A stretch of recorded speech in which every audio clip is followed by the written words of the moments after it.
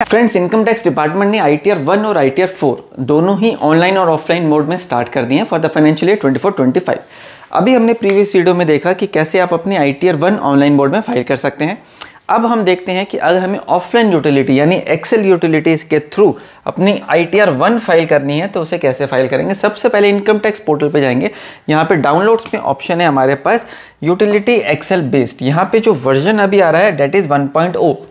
आज की डेट में 1.0 है। आप अगर कुछ दिनों बाद फाइल कर रहे हो और अपने प्रीवियस वर्जन की डाउनलोडेड फाइल है तो उसको सबसे पहले तो आप अपडेट कर लें।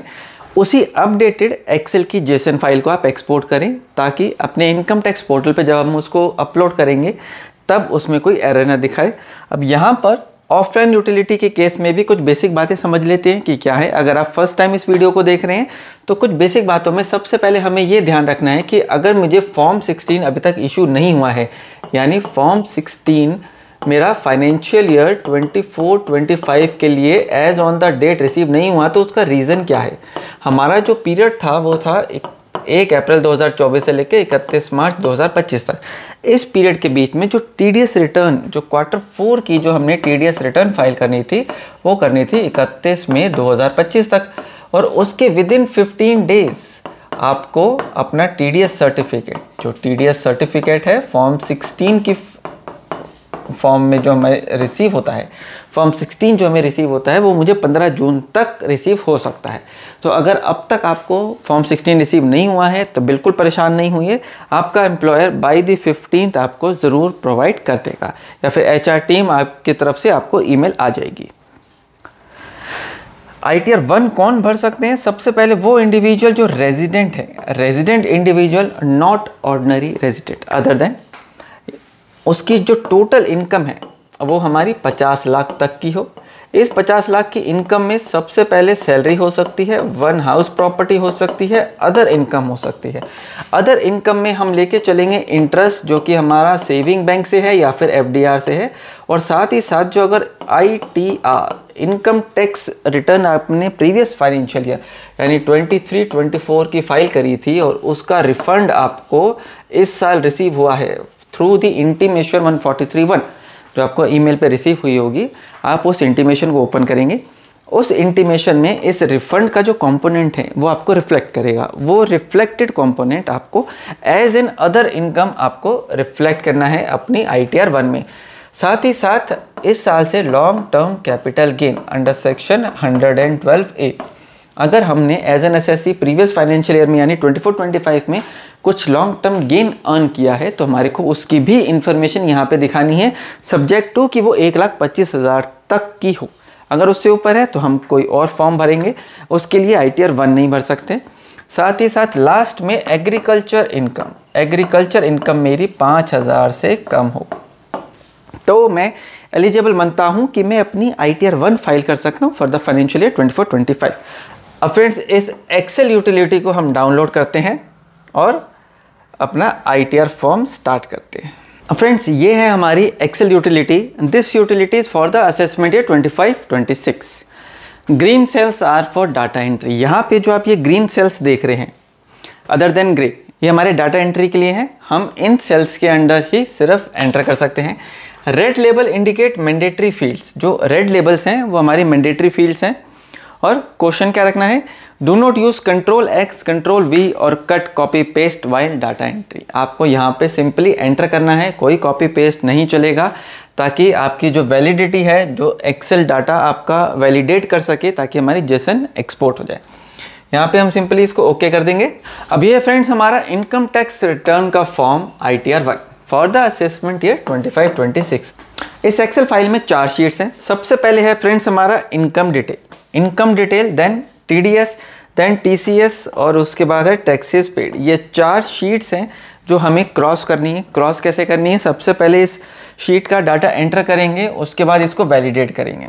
Then TDS, TCS, taxes paid, इन चारों ही शीट्स के अंदर हमारे को जो डाटा एंटर कर सकते हैं उसको पहले हम वैलिडेट करेंगे। वैलिडेट करने के बाद हमें ये पता लग जाएगा कि उस पर्टिकुलर शीट के अंदर मैंने जो डाटा एंटर किया है वो बिल्कुल ठीक है। यहाँ पे आप इंपोर्ट भी कर सकते हैं। अपने इनकम टैक्स पोर्टल पे जाके अपनी प्रीवियस इनकम टैक्स रिटर्न में आप वहाँ से डाउनलोड कर सकते हैं ताकि प्रीवियस ईयर का जो डाटा है वो ले लेगा। इंपोर्ट प्रीफिल भी आप यहाँ से कर सकते हैं। जनरेट जेसन हम करेंगे तब जब हमारी चारों शीट्स के अंदर का डाटा कंप्लीट हो जाएगा। चारों शीट्स का डाटा कंप्लीट होने के बाद जेसन जो हमारी ये एक्सपोर्ट होगी, इसको हम करेंगे अपलोड करेंगे ऑन इनकम टैक्स पोर्टल। यहाँ पे आप उस पर्टिकुलर शीट को प्रिंट भी कर सकते हैं, और अगर आप हेल्प प्रेस करेंगे तो वो हेल्प में आपको ले जाएगा कि किस सेल में आपको क्या डाटा एंटर करना चाहिए। सबसे पहले हम यहाँ पे हमारा प्रीफिल डाटा अगर ले लें, इंपोर्ट प्रीफिल पे अगर हम क्लिक करेंगे, यहाँ पर अगर हम इंपोर्ट प्रीफिल पे क्लिक करते हैं,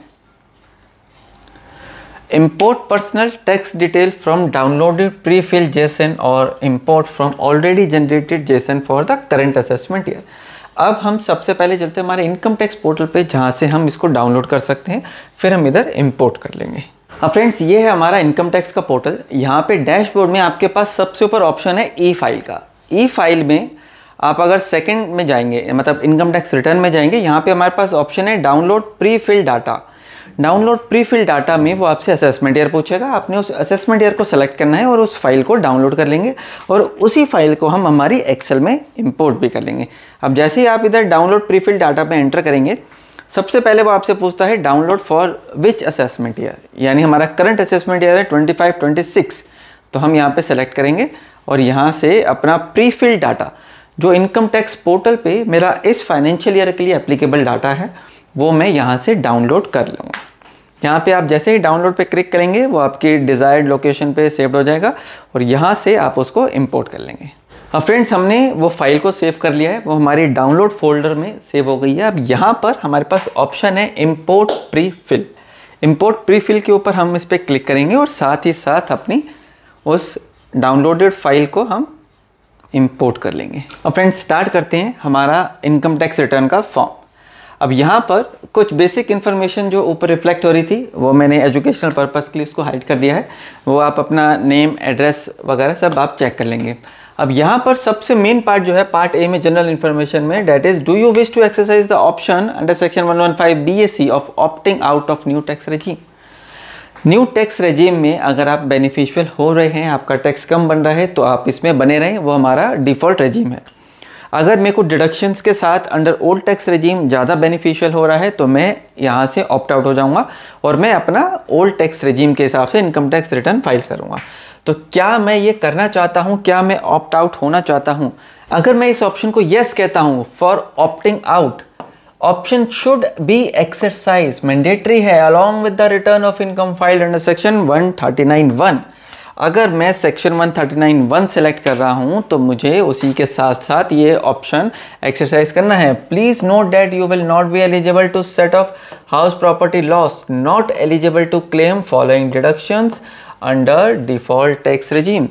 वो आपको बता रहा है, डिपार्टमेंट आपको सिस्टम भी बता रहा है कि अगर मैं न्यू टैक्स रेजीम ऑप्ट करता हूं, तो मुझे ये वेरियस डिडक्शंस नहीं अवेलेबल हैं, वो सिर्फ ओल्ड टैक्स रेजीम में है। वो डिडक्शंस क्या हैं, ये हम डिटेल में डिस्कस करेंगे। अभी थोड़ी देर में हम 80C से 80U तक की डिटेल्ड वीडियो आपके साथ डिस्कस करेंगे उन डिडक्शंस के ऊपर कि वो डिडक्शंस क्या हैं। ये बताता है कि हमारे को अगर मैं डिफ़ॉल्ट टैक्स रेजीम में रहता हूँ, तो मुझे ये डिडक्शंस नहीं मिलेंगी। कौन कौन सी? हमारे को एग्जेम्प्ट अलाउंसेस नहीं हैं। डिडक्शन अंडर सेक्शन 16 में सिर्फ एंटरटेनमेंट अलाउंस और प्रोफेशनल टैक्स, यानी अगर मैं अंडर सेक्शन 16 की डिडक्शंस की बात करूं, तो यहाँ पे मुझे 3 डिडक्शन मिलती हैं। सबसे पहले मिलती है स्टैंडर्ड डिडक्शन, फिर है एंटरटेनमेंट, फिर उसके बाद है हमारा प्रोफेशनल टैक्स। तो प्रोफेशनल टैक्स की नहीं मिलेगी, एंटरटेनमेंट की नहीं मिलेगी, लेकिन स्टैंडर्ड डिडक्शन मिलेगी न्यू टैक्स रेजीम में, जो कि है 75,000 for the assessment year 25-26। Interest payable on borrowed capital for self occupied property, house property के केस में अगर मेरा लेट आउट का केस है, लेट आउट के केस में ही सिर्फ मुझे इंटरेस्ट की एग्जेम्पशन है, वो मुझे न्यू टैक्स रेजीम में मिलेगी। वो हम डिटेल में डिस्कस करेंगे एक एक डिडक्शन अभी थोड़ी देर में। और साथ ही साथ चैप्टर 6A की ये डिडक्शंस मुझे नहीं मिलेगी अदर देन 80CCD2। अगर हम 80C की बात करें, आगे बहुत सारी हैं, बहुत सारी नहीं, गिनी चुनी है, खैर जो भी है हमारी न्यू टैक्स रेजीम में, वो मैं सारी आपके साथ डिस्कस करूंगा। अब इसके बाद अगर मैं ऑप्ट आउट नहीं होता हूं तो मुझे by default new tax regime में ही आना है, तो न्यू टैक्स रेजिम के हिसाब से मेरा फॉर्म चलेगा। अगर मैं न्यू टैक्स रेजिम के हिसाब से ही चलूं तो यहाँ पर अब ऑप्शन है are you filing the return of income under the 7th proviso. क्या मैं 7th प्रोवाइजो के चलते हुए अपनी इनकम टैक्स रिटर्न फाइल कर रहा हूँ, but otherwise not required to furnish return of income, यानी मुझे रिटर्न ऑफ इनकम भरने की ज़रूरत नहीं थी, मगर कुछ कंडीशंस ऐसी हैं जो मेरे केस में फुलफिल हो रही हैं। एक या एक से ज़्यादा फुलफिल होने के केस में मैं under the 7th proviso fall करता हूं और मैं उसके चलते अपनी इनकम टैक्स रिटर्न फाइल कर रहा हूं। वो क्या है? सबसे पहला है कि have you incurred expenditure of an amount और एग्रीगेट, यानी टोटल या फिर एक single amount exceeding 2 lakh rupees for travel to a foreign country for yourself. मैं गया था कनाडा। अब कनाडा में अपने लिए गया या फिर मैं किसी और पर्सन के बिहाफ पे गया और मैंने उस पर 2 लाख से ज़्यादा का खर्चा किया, तो मुझे इनकम टैक्स रिटर्न भरनी ज़रूरी है। फिर उसके बाद है have you incurred expenditure of amount और aggregate of amount exceeding 1 lakh rupees on consumption of electricity. अगर मैंने BSES, सपोज हमारा जो दिल्ली में है BSES या फिर BRPL, मैंने यहाँ पर 1 लाख रुपए से ज़्यादा का खर्चा करा अपनी कंजम्पशन पे। किसकी कंजम्पशन? इलेक्ट्रिसिटी की कंजम्पशन। और उसके चलते हुए मैं अपनी इनकम टैक्स रिटर्न फाइल कर रहा हूँ। क्या ऐसा कोई सिनेरियो है?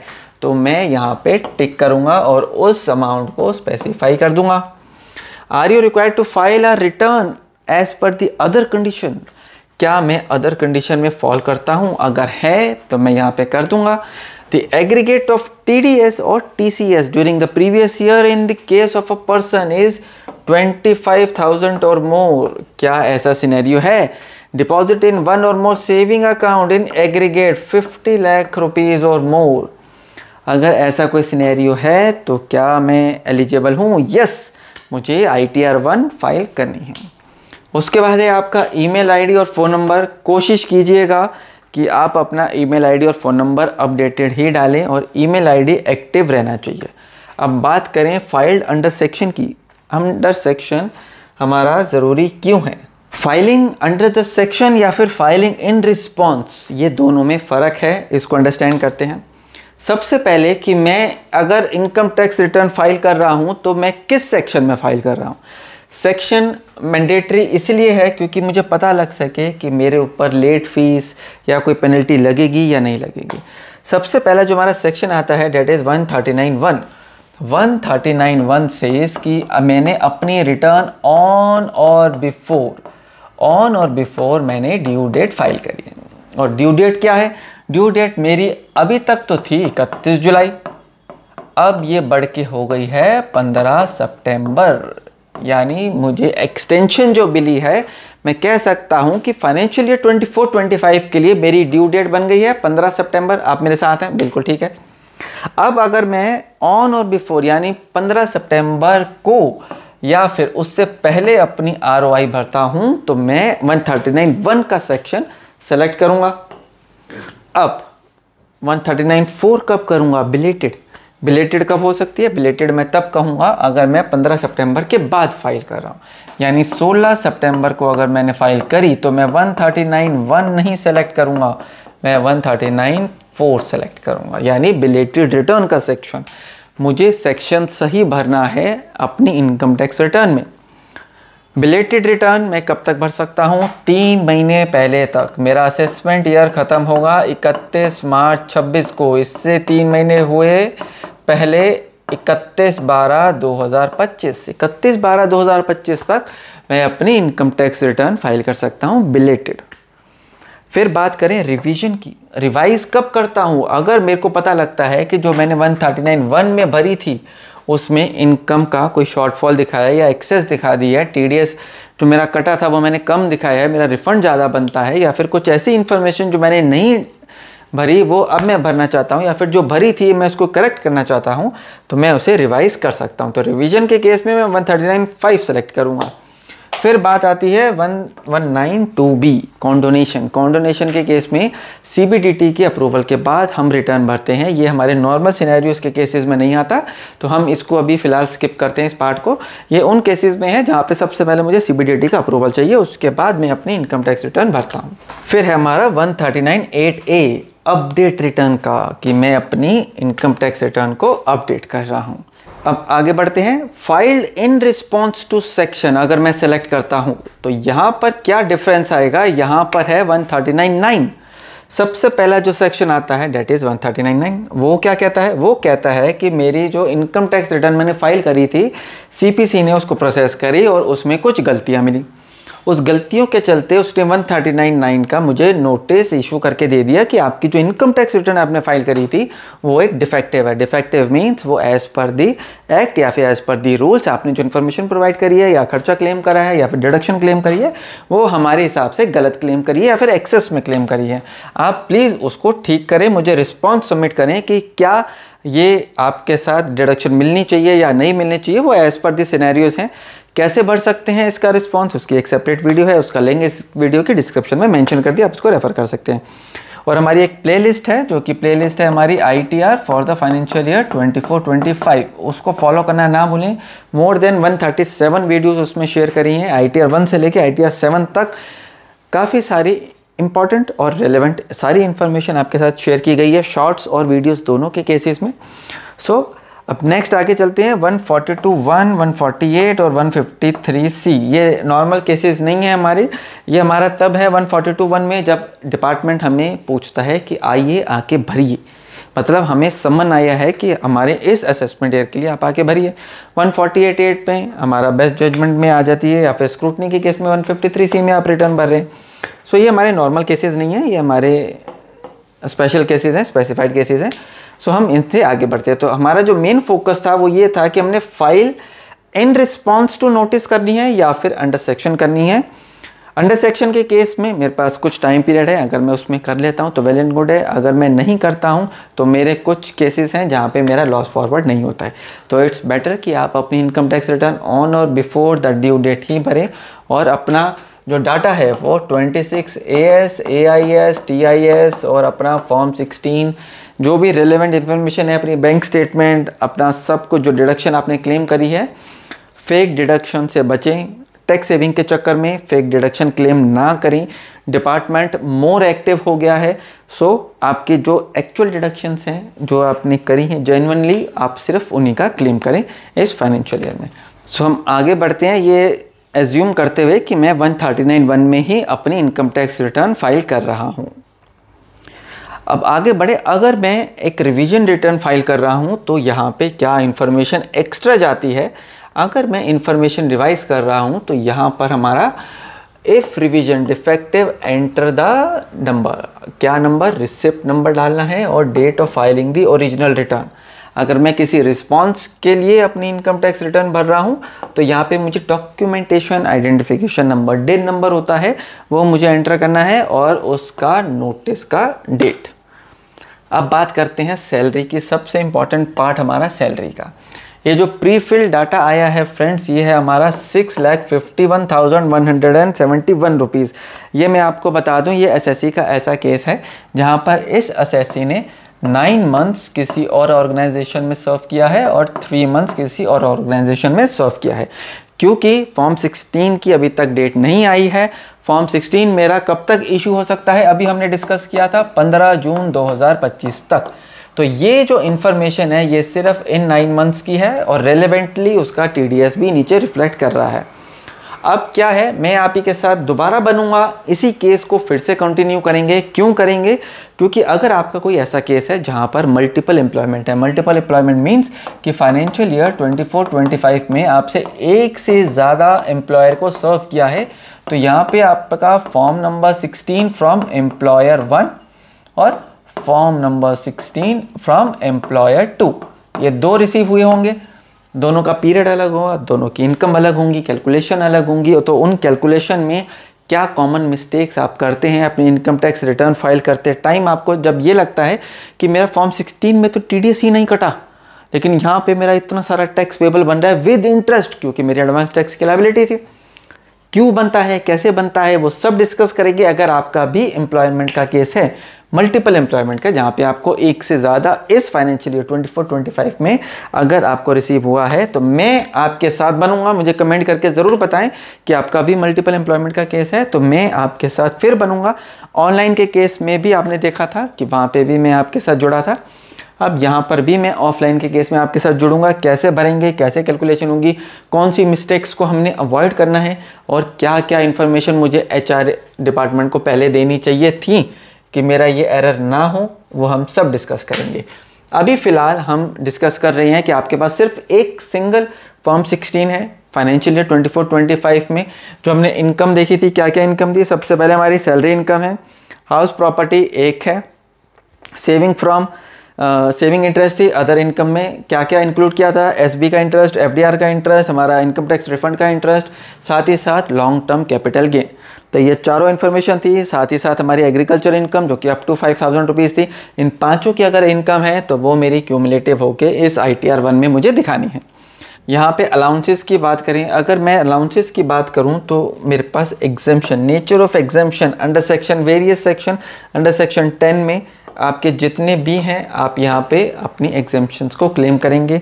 अगर ओल्ड टैक्स रेजिम में है तो चलिए सबसे पहले उसी को डिस्कस कर लेते हैं कि डिडक्शंस हमारे 80C से लेके 80U तक ओल्ड टैक्स रेजिम और न्यू टैक्स रेजिम, इन दोनों में ही कौन कौन सी एप्लीकेबल हैं। डिटेल वीडियो है, एंड तक देखें। और अगर आपको डिडक्शंस के बारे में नहीं जानना है, तो बेसिक आइडिया है, या फिर आपको रिलेवेंट अपनी ITR फॉर्म के बारे में पता है, तो आप उतना पोर्शन जो कि मैंने कैप्शन में टाइम लिमिट स्पेसिफाई करी है, आप उतना स्किप कर सकते हैं। Tax deduction under both old tax regime और न्यू टैक्स रेजिम। सबसे पहले बात करते हैं हाउसिंग लोन की। ये हमारा सेक्शन 24B बताता है कि इंटरेस्ट ऑन हाउसिंग लोन की जो रिबेट मिलती है वो हमारे सेक्शन 24 में जाती है। अब न्यू टैक्स रेजिम में और ओल्ड टैक्स रेजिम में क्या डिफरेंस है?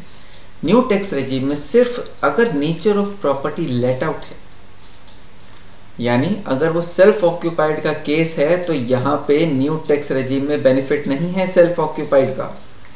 सेल्फ ऑक्यूपाइड का केस सिर्फ ओल्ड टैक्स रेजिम में एप्लीकेबल है। तो लेट आउट का अगर केस है, loan taken any time, purpose क्या था हमारा लोन का, कंस्ट्रक्शन या फिर परचेज, तो actual interest no limit. New tax regime में हाउसिंग लोन के लिए सिर्फ लेट आउट के केस में हमारे को रिबेट मिलेगी, और ओल्ड टैक्स रेजिम में हमारा सेल्फ ऑक्यूपाइड का केस था। सेल्फ ऑक्यूपाइड के केस में कंस्ट्रक्शन, परचेज, रिपेयर कोई भी केस हो हमारा ऑन और आफ्टर 1 अप्रैल 99 है तो हमारा 30,000 की रिबेट है, और बिफोर है तो उसमें भी 30 है। Self occupied on or after के केस में, कंस्ट्रक्शन और परचेज के केस में 2 लाख तक की आपको रिबेट मिलती है इंटरेस्ट की। जो इंटरेस्ट कंपोनेंट है जो आप पे करते हैं हाउसिंग लोन का, वो आपका 24B में आप रिबेट क्लेम कर लेते हैं।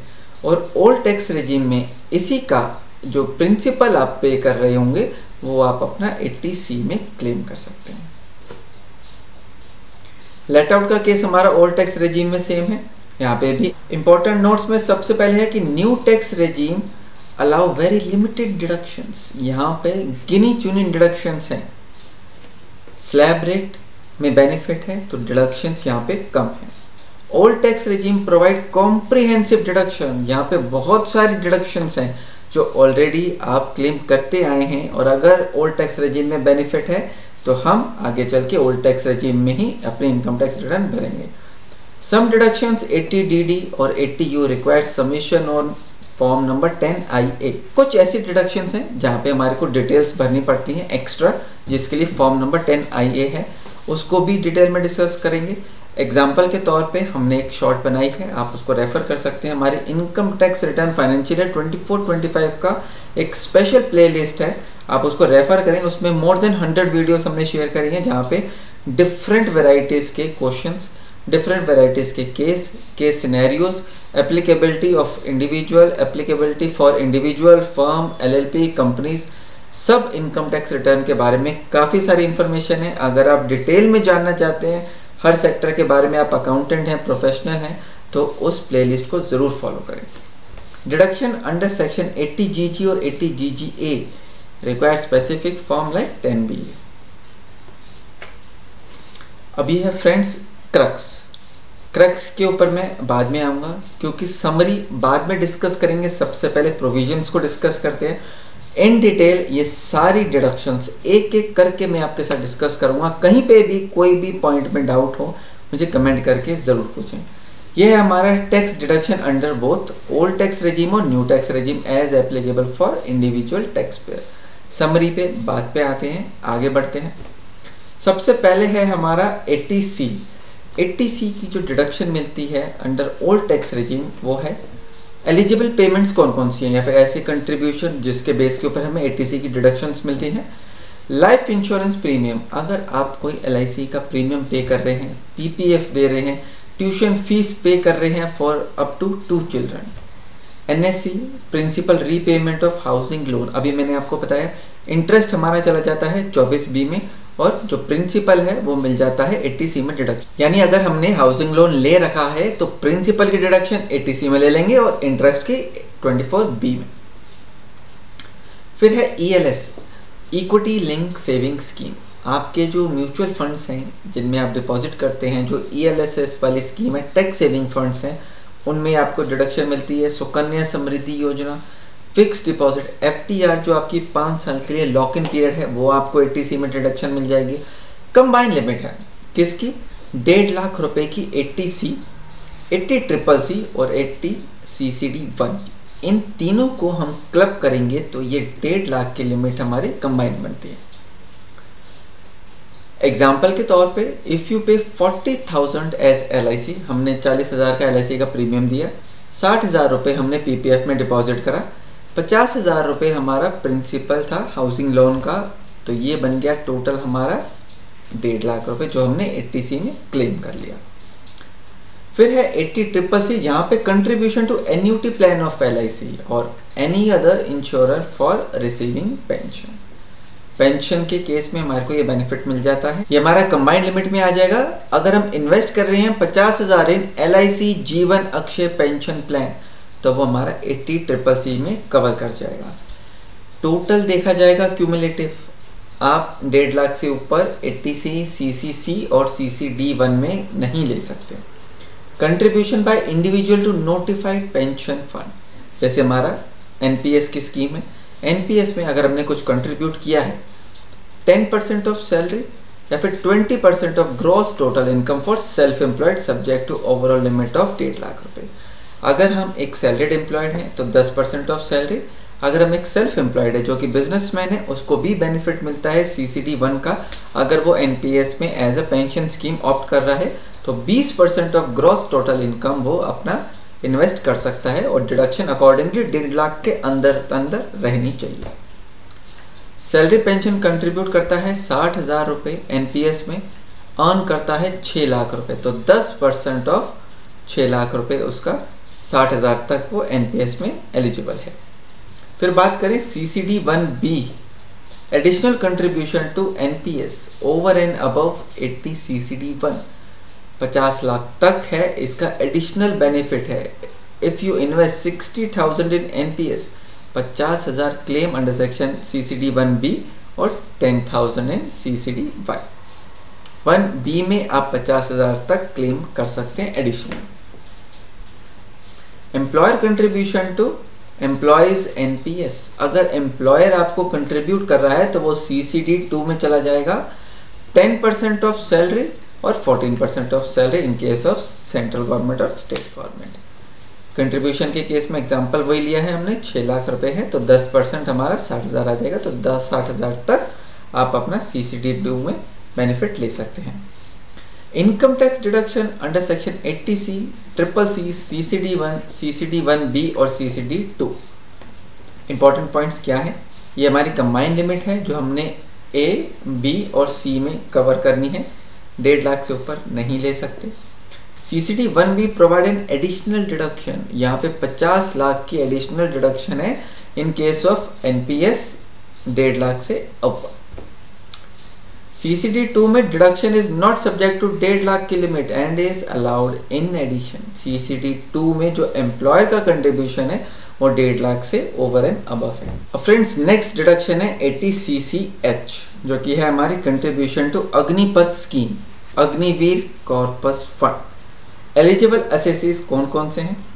इंडिविजुअल जिन्होंने एनरोल करा लिया हो अग्निपथ स्कीम में और contributing to Agniveer corpus fund. Agniveer Raj joins on 1 December 2022 and contributes to fund, ये हमारा एग्जांपल हो गया।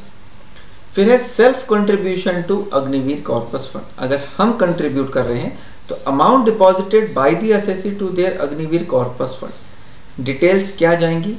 हमने जो डिपॉजिट किया 100% ऑफ अमाउंट डिपॉजिटेड उसकी डिडक्शन मिल जाएगी CCH में। CCH में हमारे को 100% डिडक्शन है। राज ने डिपॉजिट करा 50,000 during the financial year 24-25, entire 50,000 is deductible. Central government contribution to Agniveer corpus fund, ये सेल्फ था कंट्रीब्यूशन, यहाँ पे CG कंट्रीब्यूट कर रही है, तो amount contributed by the CG 100% of the amount contributed, ये हमारे को डिडक्शन मिल जाएगी 100%। Total deduction self plus government contribution, मैंने कितना किया, सेंट्रल गवर्नमेंट ने कितना करा, दोनों की ही डिडक्शन मिलेगी। No overall limit, full amount deductible. हमारे वीरों के लिए हम इतना तो कर ही सकते हैं। राज है हमारे, टोटल डिडक्शन CCH में 50,000 सेल्फ था और 50,000 हमारा गवर्नमेंट का था, तो पूरी 1 लाख की CCH में 80 CCH में डिडक्शन मिल जाएगी। This section applies only to Agniveer enroll on or after 1 November 2022, इसीलिए एग्जाम्पल में ऊपर 1 दिसंबर 2022 का लिया था। बोथ सेल्फ और government contribution are fully deductible from the income. These deductions are over and above, जो हमारी अदर डिडक्शंस है 80C से 80U में, ये ओवर एंड अबव है। आगे बढ़ते हैं।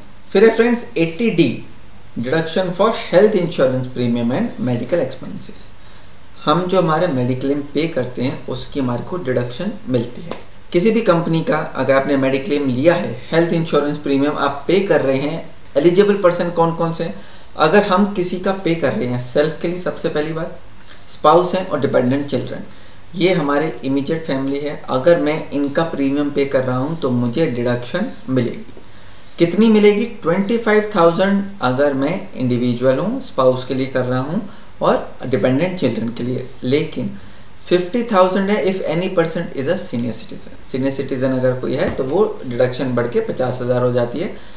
इसी डिडक्शन के अंदर जो हमारा हेल्थ चेकअप है included in the above limit, जो हमारी ये लिमिट है 25,000 और 50,000, इसके अंदर अगर मैंने सपोज डॉक्टर लाल पैथ में ब्लड टेस्ट करवाया था, उसके ऊपर मेरे को 35,000 रुपये का उन्होंने खर्चा करा, वो मैंने कैश में पे किया था।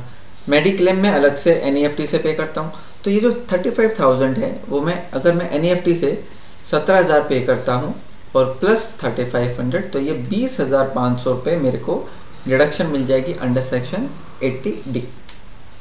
अगर रमेश ने पे किया है 22,000 एज हेल्थ इंश्योरेंस प्रीमियम और उसने 3,000 रुपये हेल्थ चेकअप के लिए भी करा है, तो ये पूरा 25,000 रुपये क्लेम कर सकता है 80D में।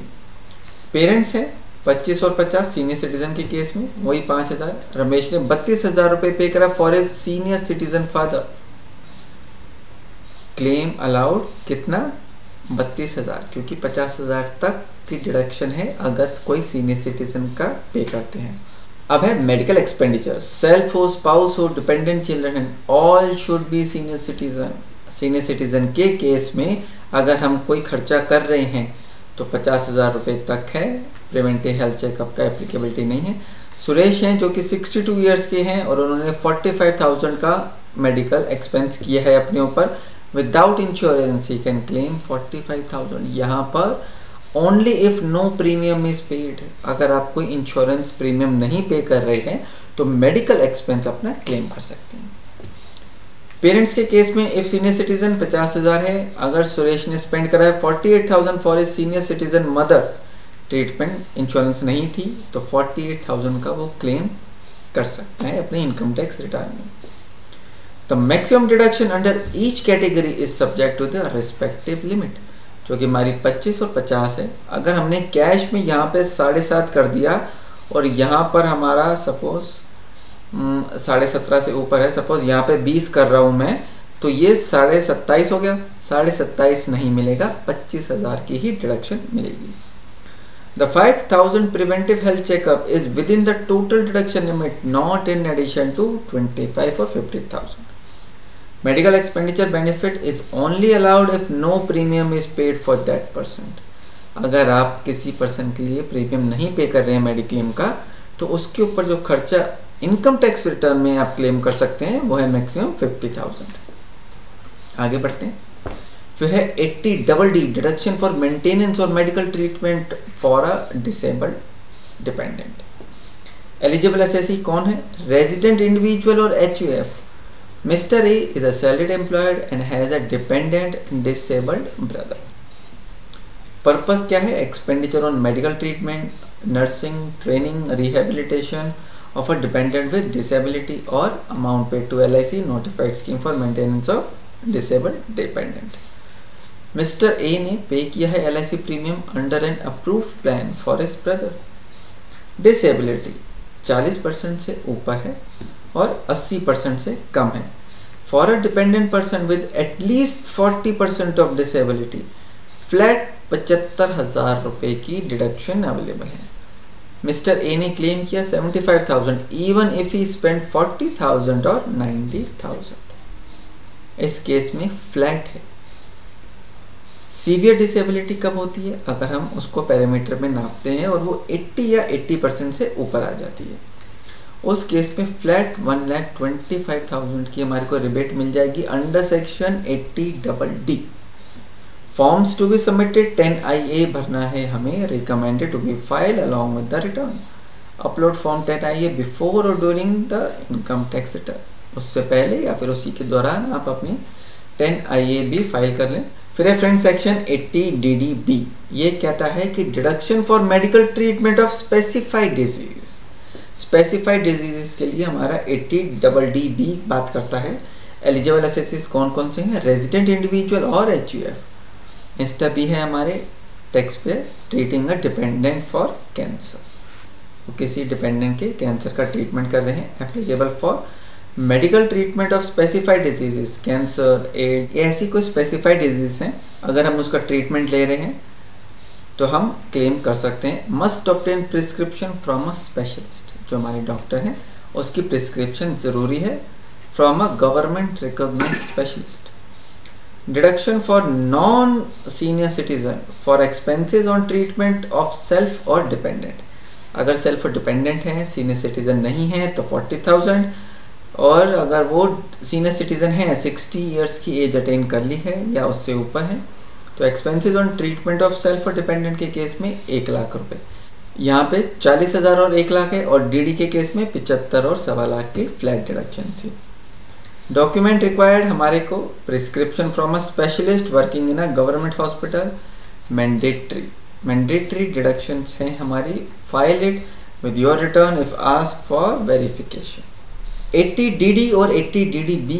80DD है मेंटेनेंस ऑफ डिसेबल्ड डिपेंडेंट और 80DDB है ट्रीटमेंट ऑफ स्पेसिफाइड डिजीजेस, जहाँ पे हम सेल्फ और डिपेंडेंट की बात करते हैं।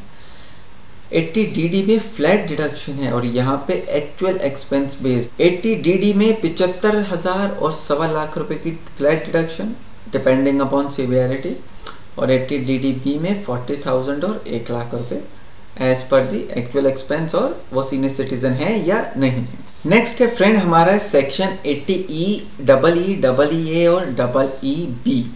80E क्या कहता है? अगर हमने कोई एजुकेशन लोन लिया है, उसके ऊपर इंटरेस्ट पे कर रहे हैं फॉर हायर एजुकेशन, सेल्फ के लिए, स्पाउस के लिए, चिल्ड्रन के लिए, और student for whom individual is a legal guardian. No upper limit, only interest amount for maximum 8 years. इसमें लिमिट नहीं है, 8 साल तक आप सिर्फ इंटरेस्ट का जो कंपोनेंट है उस लोन का आप इसके ऊपर क्लेम कर सकते हैं। Loan must be from a financial institution for higher education. Anjali pays 75,000 as interest on her higher education for MBA. She can claim full 75,000 under section 80E. फिर है friends 80EE interest on loan for first time residential house. ये हमारी जो scheme थी वो loan section कब हुआ था? 16 से 17 तक। 50,000 रुपये पर ईयर है। लोन की लिमिट हमारी 35 लाख और उससे कम थी। हाउस की वैल्यू 50 लाख और उससे कम थी, individual should be first time buyer. उस फ्लैट के लिए जिसकी कीमत 50 लाख है उससे कम है, लोन का अमाउंट 35 लाख और उससे कम है, वो उस फ्लैट का फर्स्ट ओनर होना चाहिए। 80EE interest on loan for the first time residential house. इस स्कीम का पीरियड क्या है? 1 अप्रैल 19 से लेके 31 मार्च 22। 1.5 लाख पर ईयर, 1.5 लाख तक की इसको छूट मिलती है 80EE में। स्टैम्प ड्यूटी हमारी 45 लाख या उससे कम होनी चाहिए, not claim under section 80EE। अगर हमने यहाँ पे क्लेम कर लिया है तो हम यहाँ पर क्लेम नहीं कर सकते। प्रिया बाइज अ हाउस जिसकी स्टैम्प ड्यूटी 44 लाख थी, जनवरी 20 का केस है, लोन इंटरेस्ट 1.8 लाख, तो डिडक्शन मिल जाएगी इसको 1.5 लाख रुपए की 80EE में। फिर 80EB में interest on loan for purchase of electric vehicle. अगर आप इलेक्ट्रिक व्हीकल लेते हैं तो डिपार्टमेंट आपको उसकी डिडक्शन दे रहा है अपनी इनकम से। इनकम टैक्स रिटर्न में ज़रूर क्लेम करें। लोन सैंक्शन पीरियड है 1 अप्रैल 19 से 31 मार्च 23। 1.5 लाख रुपए तक की छूट है, only for individual tax payers. Karan ने बाई करा ईवी व्हीकल जुलाई 20 में, उसने लोन लिया था, उस पर इंटरेस्ट पे किया 1.2 लाख का, तो वो पूरा 1.2 लाख उसने क्लेम कर लिया 80EE में। 80E is only for education loan and has no mandatory cap but the deduction is available for maximum 8 assessment year. जिस साल से आप स्टार्ट करेंगे वहां से 8 साल तक की ही डिडक्शन मिलेगी उस पर्टिकुलर कोर्स की। फिर है friends 80EE can not be claim together. ये वाली जो डिडक्शंस थी हमारी दोनों साथ में नहीं हो सकती, इधर 80EE या फिर 80EE। 80EB is a unique benefit aim to promote eco friendly vehicle. अगर आपने व्हीकल लिया था उस पीरियड में तो आपको 1.5 लाख की डिडक्शन मिल जाएगी। 80G deduction for donation to charitable institute and funds. कौन कौन सी कैटेगरीज हैं? Category A, B, C, D। Donation to PM national relief fund, national defence fund, ये जो हमारी कंट्री के जो मेन फंड्स होते हैं यहाँ पे 100% डिडक्शन है विदाउट लिमिट।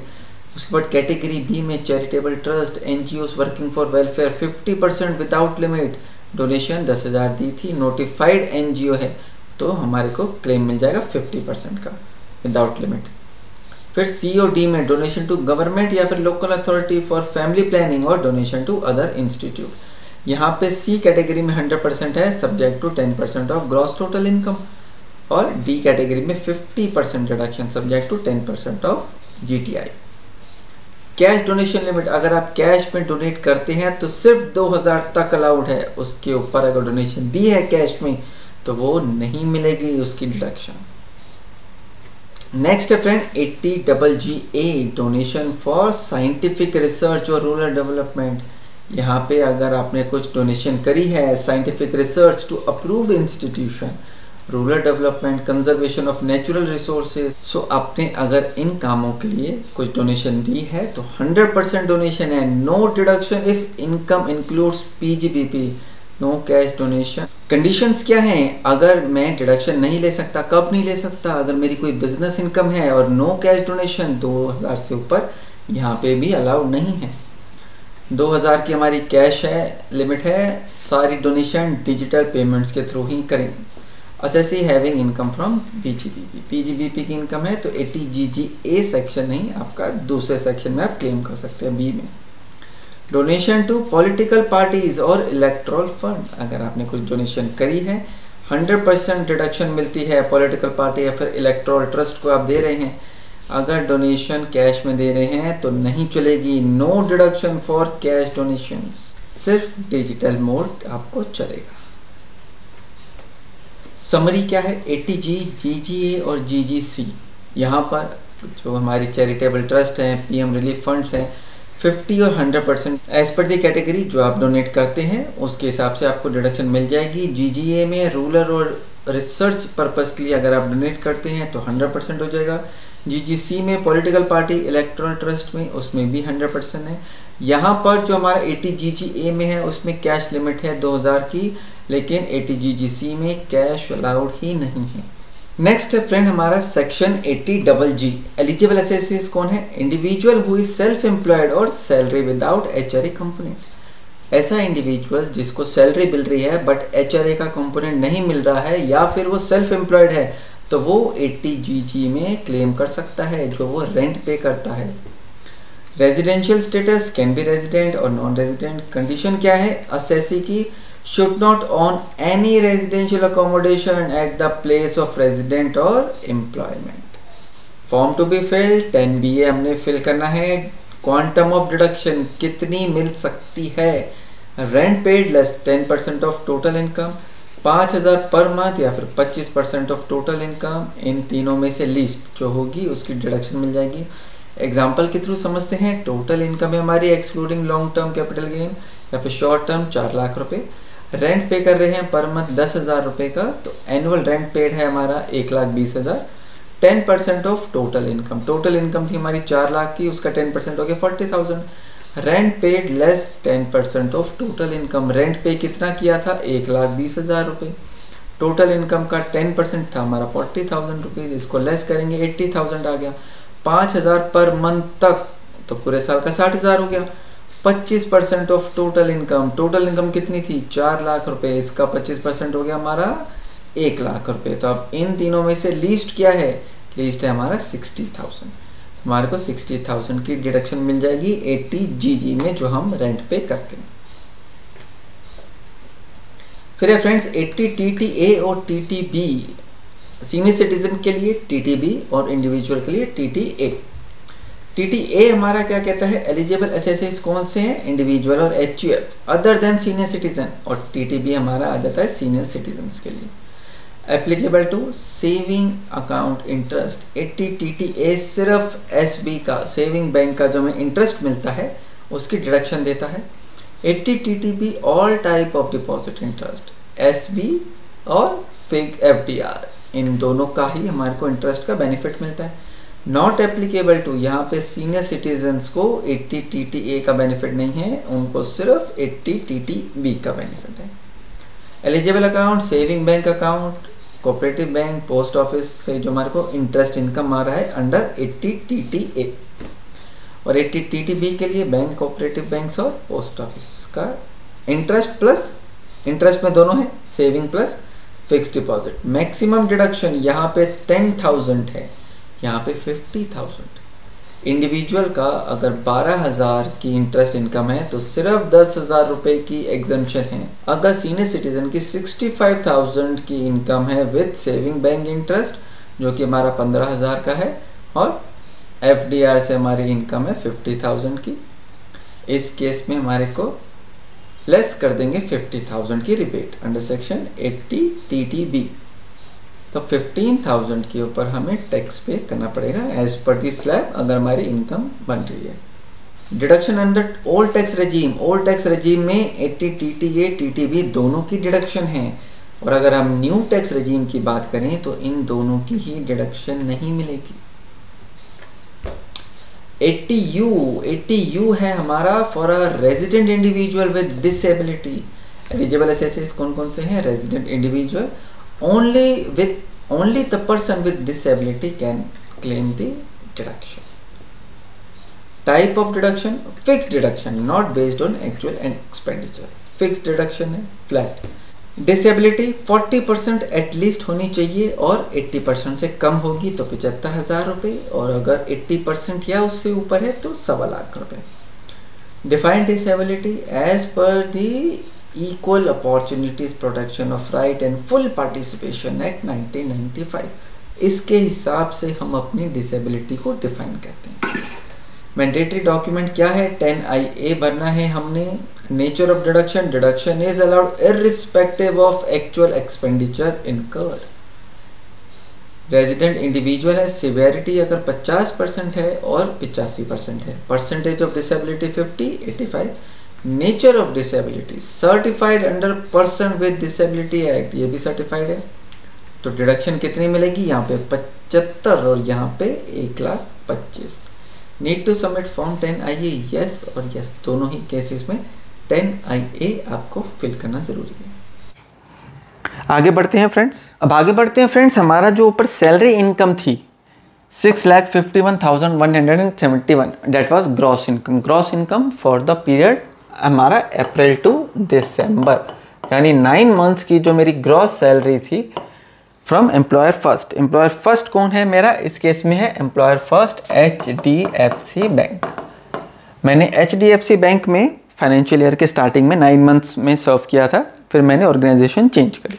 अब ऑर्गेनाइजेशन आपने जब चेंज करी तो उस केस में हमारे को क्या बातों का ध्यान रखना है। अब बात करते हैं स्टैंडर्ड डिडक्शन की, जो कि हमारी अंडर सेक्शन 16 में आती है। 16 में हमारी 3 डिडक्शंस हैं। सबसे पहली है हमारी स्टैंडर्ड डिडक्शन, फिर है एंटरटेनमेंट अलाउंस, फिर है प्रोफेशनल टैक्स। अब ये प्रोफेशनल टैक्स और एंटरटेनमेंट अलाउंस हमारा न्यू टैक्स रेजिम में एप्लीकेबल नहीं है। सिर्फ मिलेगी स्टैंडर्ड डिडक्शन, जो कि है 75,000 फॉर द फाइनेंशियल ईयर 24-25। अब स्टैंडर्ड डिडक्शन के बाद मेरी नेट सैलरी आ जाती है 5,76,171। अब मैंने क्या करना है? अब मैंने इसके ऊपर टैक्स कैलकुलेट करना है। ये बन गई मेरी इनकम फ्रॉम सैलरी। अगर हाउस प्रॉपर्टी की कोई मैंने इनकम अर्न करी है तो वो मैं यहाँ दिखाऊंगा। डिडक्शन के केस में अभी आपने वीडियो में देखा होगा कि डिडक्शन के केस में सिर्फ लेट आउट का केस है जहाँ पे मुझे न्यू टैक्स रेजिम में डिडक्शन है। अगर सेल्फ ऑक्यूपाइड का केस है तो वहाँ पे मुझे NTR में डिडक्शन नहीं है, वो सिर्फ ओल्ड टैक्स रेजिम में है। आगे बढ़े इनकम फ्रॉम अदर सोर्स। अब आगे बढ़ते हैं इनकम फ्रॉम अदर सोर्स। अब इनकम फ्रॉम अदर सोर्स में मेरे पास है interest from saving bank account. Saving bank account से मुझे इनकम आई है 634 रुपीज़। अगर मेरे को 31 मार्च को इंटरेस्ट सर्टिफिकेट मिला है जहाँ पर इससे ज़्यादा का इंटरेस्ट है तो मुझे वो एंटर करना है एज पर द इंटरेस्ट सर्टिफिकेट। अब interest from income tax refund मुझे वो भी इस साल रिसीव हुआ है तो वो मैं यहाँ पर ऐड कर दूंगा, अमाउंट एंटर कर दूंगा। इंटरेस्ट फ्रॉम FDR है, मैं FDR का भी इंटरेस्ट यहाँ पे मेंशन कर दूंगा, मेंशन कर देंगे। ये सारी अदर इंफॉर्मेशन में हमारी चली जाएगी अदर सोर्स ऑफ इनकम में। इनकम फ्रॉम अदर सोर्स के बाद income from retirement benefit account. अगर कोई मेरा ऐसा रिटायरमेंट बेनिफिट अकाउंट है जो मैंने मेंटेन करा है in a country other than a country notified under section 89A, तो यहाँ पर मैं उसका बेनिफिट क्लेम कर लूँगा। फिर है income from retirement benefit account, जो मैं मेंटेन कर रहा हूँ उसका क्वार्टरली ब्रेकअप क्या है वो मेरा यहाँ पर आ जाएगा। फिर डिविडेंड अगर मैंने कोई रिसीव किया है उसकी क्वार्टरली स्टेटमेंट के हिसाब से मैं यहाँ पे देख लूँगा। आगे बढ़ते हैं फ्रेंड्स पार्ट C में deduction and total taxable income. अब डिडक्शंस हमारे केस में अगर हम न्यू टैक्स रेजिम में ही चल रहे हैं, बाय डिफ़ॉल्ट चल रहे हैं, तो उस केस में काफ़ी सारी डिडक्शंस हमारी ग्रे टेबल बन जाएगी, यानी ग्रीन टेबल नहीं आएगी। ग्रीन टेबल में ही एंटी टेबल है, वहीं पर हम हमारा डाटा एंटर कर सकते हैं। सो अभी हमने उस वीडियो में देखा था कौन कौन सी डिडक्शंस अवेलेबल हैं। एज पर दैट हम हमारी ये सारी डिडक्शंस को एंटर कर देंगे। अब टोटल डिडक्शन के बाद मेरी आ गई ये टैक्सेबल इनकम। टोटल इनकम मेरी ये हो गई। अब टोटल इनकम में मेरे को कौन कौन सी और रिपोर्टिंग करनी है? Exempt income. एग्जेम्प्ट इनकम कौन कौन सी हैं मेरी? सपोज मेरी एग्रीकल्चर इनकम थी 4,000 रुपये की, वो मैंने दिखा दी। उसके बाद ऐसी इनकम जिसके ऊपर टैक्स नहीं लगेगा वो है long term capital gain, table number 7A, जो कि इस फाइनेंशियल ईयर से हमारा एप्लीकेबल है। उसमें क्या करना है? सबसे पहला पॉइंट है total sales consideration. Total sales consideration means मुझे एक एक एंट्री नहीं पास करनी जैसे हम बाकी रिटर्न्स में डिटेल में दिखाते हैं। क्यूमुलेटिव सपोज मेरी 57 ट्रांजैक्शंस थी, इन 57 ट्रांजैक्शंस की डिटेल मुझे डेट वाइज नहीं एंटर करनी है। सबसे बड़ी बात, कंसोलिडेटेड फिगर आपसे मांग रहा है। Consolidated figure means total sales consideration. इन 57 का मेरा जो सेल्स वैल्यू थी, सपोज कर लेते हैं कि वो थी हमारी 3.5 लाख रुपए, 3,50,000 रुपये की अगर सेल्स कंसिडरेशन थी तो उसकी कॉस्ट कितनी थी? कॉस्ट में मान के चलता हूँ कि वो थी 2,75,000। उस हिसाब से 75,000 रुपये का मेरा लॉन्ग टर्म कैपिटल गेन हुआ और उसी की मुझे एग्जेम्पशन मिल जाएगी अंडर सेक्शन 112। 112 क्या कहता है कि अगर 1,25,000 तक मेरा लॉन्ग टर्म कैपिटल गेन है तो मुझे छूट मिल जाएगी, तो वो मेरे को यहाँ पे मिल गई। Total tax payable, total tax payable यहाँ पे नील दिखा रहा है। क्यों नील दिखा रहा है जबकि मेरी तो टैक्सेबल इनकम बन रही है? Under the new tax regime क्या स्लैब है हमारे, मेरे साथ बने रहेंगे। 0 से 3 लाख रुपीस टैक्स इज नील, कोई टैक्स नहीं लगेगा। 3 से 7 लाख, इसको स्टार मार्क कर लेते हैं क्योंकि इसमें क्या बेनिफिट मिलेगा अंडर सेक्शन 87A, वो अभी डिस्कस करते हैं। ये 4 लाख का जो स्लैब है इसके ऊपर 5% का टैक्स बनता है।